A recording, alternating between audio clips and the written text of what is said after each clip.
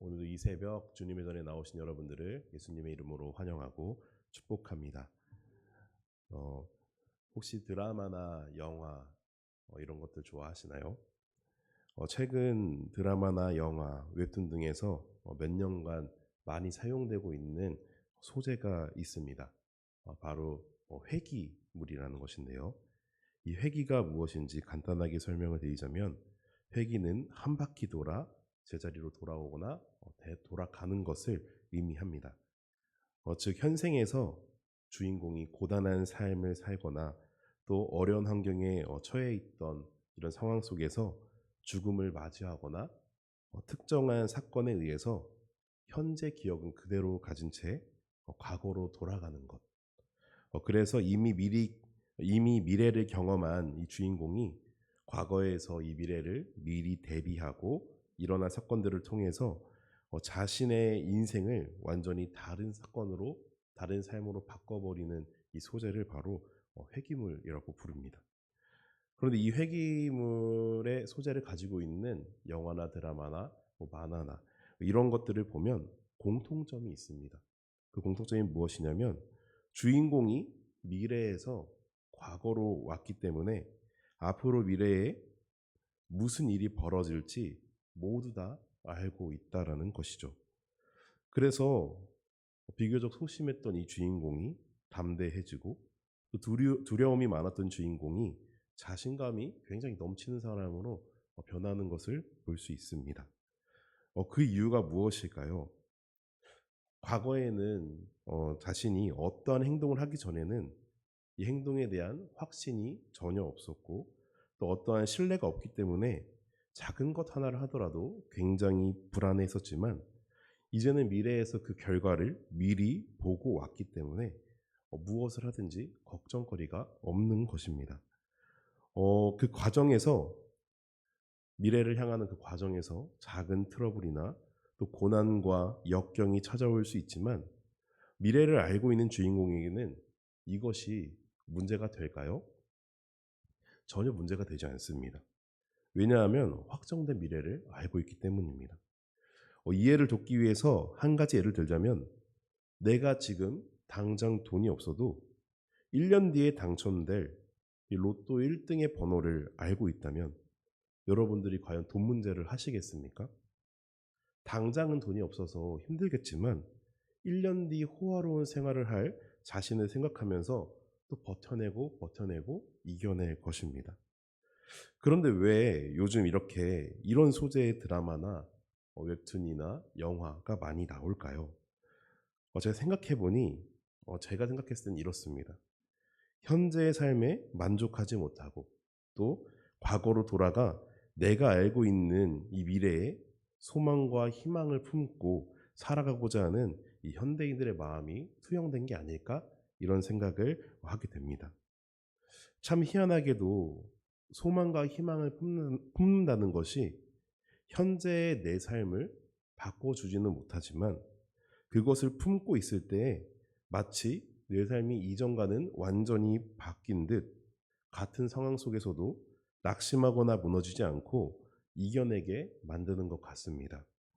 그런 의미에서 여러분은 소망과 희망을 품고 살아가고 계십니까? 만약에 그렇다면 여러분들은 어떤 소망과 또 어떤 희망을 품고 살아가고 계신가요? 너무 감사하게도 우리에게는 공통된 소망이 있습니다. 무엇입니까? 우리에게 있어 소망은 바로 예수 그리스도라는 소망입니다. 세상 사람들은 예수 그리스도가 왜 소망이냐, 왜 희망이냐라고 말할지도 모릅니다. 왜냐하면 그들에게 있어서는 예수 그리스도가 현실적으로 자신들의 삶에 아무런 유익을 주지 않고 있다고 생각하기 때문이죠. 그러나 예수 그리스도를 따르는 이 그리스도인들에게는 왜 예수님이 우리의 소망이고 희망입니까? 우리를 구원해 주신, 그리고 구원해 주실 유일한 나의 주님이기 때문입니다. 또 그뿐만이 아닙니다. 구원이라는 것은 우리가 꼭 죽어서만 누려질 은혜가 아니죠. 구원의 확신이 있고 또 예수 그리스도와 함께하는 이들에게는 죽어서뿐만이 아니라 현재를 살아가는 모든 순간순간마다 주님의 은혜가 누려지기 때문에 사나 죽으나 모든 순간이 은혜이자 감사인 것이죠. 아마 여기 계신 분들은 제가 방금 말씀드린 것에 동의하실 것이고, 그렇기 때문에 오늘도 이 자리에 계시는 줄로 믿습니다. 그런데 우리의 삶이 늘 순탄히 흘러가고 감사만 가득하면 좋지만 또 그렇지 못할 때도 분명하게 있습니다. 말씀에서는 우리가 능히 견뎌낼 수 있는 시험을 허락하신다라고 하지만 때때로 느끼기에는 견뎌내기 힘들 정도로 고단한 시험이 다가오는 경우도 많이 있죠. 마치 오늘 말씀의 유다 백성들의 상황과 비슷해 보입니다. 오늘 말씀에서 유다 백성들이 겪을 고난이 이제 얼마나 큽니까? 무너지지 않을 줄만 알았던 이제 예루살렘 성전이 무너지게 될 것이고, 또 나라를 잃으며 또 포로로 끌려가서 이 포로 생활을 70년이라는 시간 동안 해야 합니다. 말이 70년이지 포로 생활 기간 동안 태어나도 70세가 되어야 예루살렘으로 돌아오게 되는 것인데, 이게 어디 작은 고난이겠습니까? 그런데 이러한 상황 가운데에서 하나님께서는 예레미야 선지자를 통해서 소망과 희망의 말씀, 그 약속의 말씀을 전해 주셨습니다. 무엇입니까? 다윗의 자손을 통해서 정의와 공의를 실현할 것이고, 또 다윗의 왕위와 또 레위 제사장직에 관한 언약을 변함없이 지킬 것이다 라는 것을 약속하셨죠. 이 약속의 의미를 간단하게 말하자면, 즉 이스라엘을 다시 회복시켜 주실 것이라는 약속과 이 소망과 희망의 말씀인 것입니다. 그런데 여러분, 유다 백성들이 이 당시에 이 말씀을 들었을 때 이 말씀이 소망과 희망의 말씀으로 그들에게 다가왔을까요? 지금 유다가 처한 상황에서, 그리고 지금 유다 백성들이 가지고 있는 이런 영적인 상태에서 이 말씀, 이 하나님의 말씀을 온전히 신뢰할 수가 있었을까요? 당연히 신뢰할 수가 없었을 것입니다. 왜냐하면 이 당시 유다 백성들의 모습을 보세요. 영적으로 아주 무감각한 세대였습니다.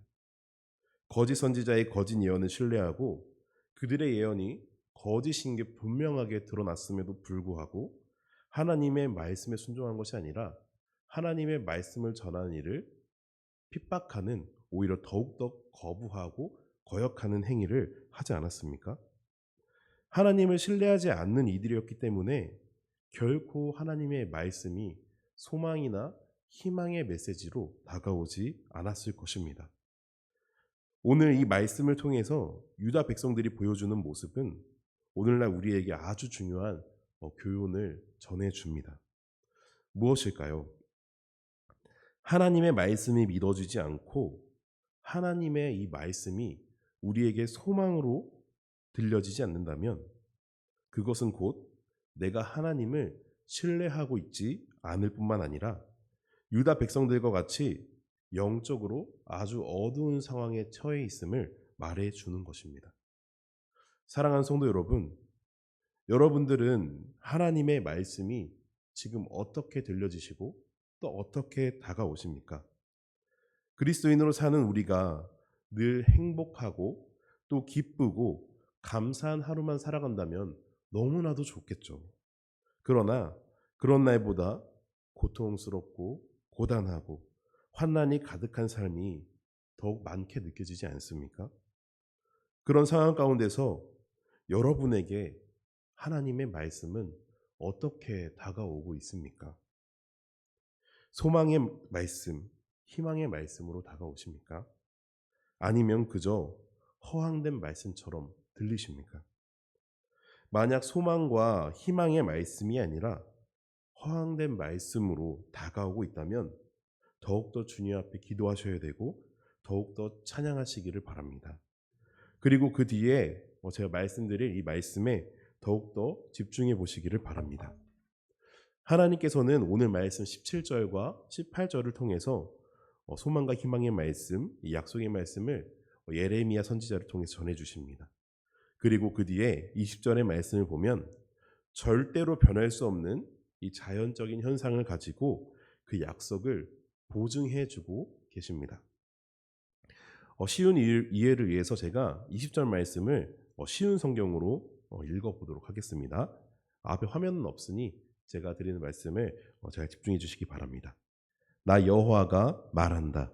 내가 낮과 밤과 더불어 언약을 맺어 언제나 낮과 밤이 정한 시간에 오게 하였다.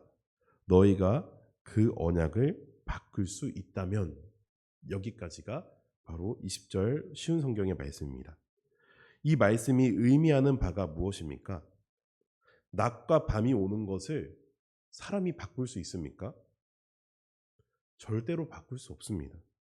무슨 수를 써도 바꿀 수 없습니다. 그런데 후반절에 보면 하나님께서 이렇게 말씀하시죠. 너희가 만약 그 언약을 바꿀 수 있다면 이라고 말씀을 하십니다. 이 말씀이 무슨 말입니까? 너네가 바꿀 수 있다면 해봐, 이런 느낌입니다. 절대 바꿀 수 없다는 것입니다. 절대로 불변하는 이 자연의 섭리, 이 자연의 질서, 자연의 현상을 가지고 너네가 이것을 절대로 바꿀 수 없듯이 내 약속 또한 절대로 변하지 않고 바꿀 수 없다는 것을 오늘 말씀해 주고 계시는 것입니다. 사람은 다른 사람과 맺은 약속은 취소할 수도 있고 또 어길 수도 있습니다. 그렇기 때문에 사람과 사람은 서로 온전히 신뢰하거나 또 온전히 믿기는 정말로 어려운 일입니다. 나 자신에게 한 스스로의 약속도 지키지 못하는 경우가 허다한데 어떻게 다른 사람을 100% 신뢰하고 또 온전히 믿을 수가 있겠습니까? 그런데 만약 내가 하나님과의 약속을 신뢰할 수 없고 또 믿을 수가 없다면 그것은 내가 하나님을 인간의 수준의 정도로 판단하고 있는 것밖에 되지 않습니다. 왜냐하면 하나님께서는 분명하게 말씀해 주셨고 오늘 그 말씀을 통해서 약속에 대해서 보증해 주고 계시기 때문입니다. 밤이 지나면 당연히 아침이 찾아옵니다. 또 오후가 지나면 반드시 밤이 찾아옵니다. 이것은 세상이 창조된 후에 종말의 때까지 절대로 변할 수 없는 자연의 질서입니다. 밤이었는데 또 밤이 될 수 없고 아침이었는데 변덕으로 또 아침이 될 수 없는 것처럼 하나님의 약속은 절대로 바뀔 수도 없고 취소할 수도 없고 어길 수도 없습니다. 사람의 약속과는 비교할 수가 없는 것입니다. 사랑하는 성도 여러분, 오늘 이 말씀이 저는 반드시 믿어지기를 소망합니다. 하나님의 약속은 절대적으로 견고합니다. 물론 그 약속의 기준을 어디에 두고 계실지는 모르겠습니다. 단지 이 생에서 내가 더 잘 살고 더 나은 삶을 사는 것, 이것만을 상상하고 생각하고 계신다면 이것은 하나님을 나의 필요를 채우기 위한 도구로 생각하는 것밖에 되지 않을 것입니다. 그러나 하나님께서 오늘 우리에게 확실하게 약속해 주신 말씀이 이 성경에 담겨 있습니다. 무엇입니까? 바로 구원의 약속과 심판의 약속입니다. 이 약속은 절대로 피할 수도 없고 절대로 취소될 수도 없고 반드시 이루어지는 약속입니다. 각자에게 주신 분명한 약속도 있을 것입니다. 그러나 이전에 태초부터 정해져 있었고 태초부터 약속되어 있던 말씀이 바로 구원과 심판의 말씀이죠. 구원의 말씀은 무엇입니까? 하나님께서 우리를 사랑하셔서 하나뿐인 독생자 예수 그리스도를 이 땅에 보내주시고 그를 통하여 죄로 인해서 하나님과 우리가 완전히 단절되어 있었지만 십자가의 고난과 그 보혈의 피로 하나님과 다시 관계를 회복시켜 주신 것, 연결의 통로가 되어 주신 것, 이것이 바로 구원의 말씀입니다. 그러나 하나님께서는 구원의 말씀만 우리에게 주신 것이 아니라 심판의 말씀도 심판의 약속도 반드시 이루실 것입니다. 마지막 때에 분명한 심판을 예고하셨고 주님께서 다시 이 땅에 오실 것이라는 분명한 말씀을 전해주셨습니다. 구원의 말씀이 이미 예수 그리스도로 인해서 성취가 된 것처럼 심판의 말씀 또한 예수님의 재림 또한 반드시 이루어질 말씀입니다. 그렇다면 오늘 우리가 가져야 할 올바른 성도의 삶의 모습은 무엇일까요? 유다 백성들과 같이 하나님을 신뢰하지 못하는 그런 삶일까요? 주님의 말씀을 온전히 신뢰하고 다시 오실 이 주님, 심판의 약속을 이루실 주님을 두려움으로 기다리는 것이 아니라 올바른 성도의 삶을 살아 또 하나님의 말씀에 순종하여서 하나님을 다시 오실 예수님을 기쁨으로 기다리는 것이 올바른 성도의 삶입니다. 나의 기쁨이 되시고 영광이 되시는 하나님을 온전히 바라보는 것이죠. 말씀을 정리하겠습니다. 오늘 24절 말씀에서 유다 백성들은요, 스스로 버림받은 자라고 말합니다. 왜 그렇습니까? 북이스라엘은 아수르에 의해서 멸망하였고 남유다는 바벨론에 의해서 멸망을 당하니 이 이방인들의 손을 통해서 멸망하는 자신들의 모습을 보고 하나님께서 자신들을 버렸다라고 생각한 것입니다. 그러나 이것은 사람의 지혜로 생각한, 사람의 지식으로 생각한 이스라엘 백성들의 착각이었습니다. 멸망당한다고 결코 끝이 아니었습니다. 하나님께서는 한 나라를 멸망시키실 힘도 있으시지만 다시 그 나라를 회복시키시고 일으키실 힘도 분명하게 있으신 분입니다. 그 하나님을 바라보지 못한 것이 바로 이스라엘 백성들입니다. 자신들이 처한 상황 가운데 다시 회복시켜 주실 것이라는 이런 하나님을 향한 신뢰가 없었기 때문에 스스로 버림받았다라고 착각한 것이었죠. 사랑하는 성도 여러분, 여러분이 어떠한 상황 가운데 처해 있든지 하나님께서는 분명하게 여러분들을 회복시키시고 다시 일으키실 그런 권능이 있으신 분이십니다. 하나님은 불가능이 절대 없으십니다.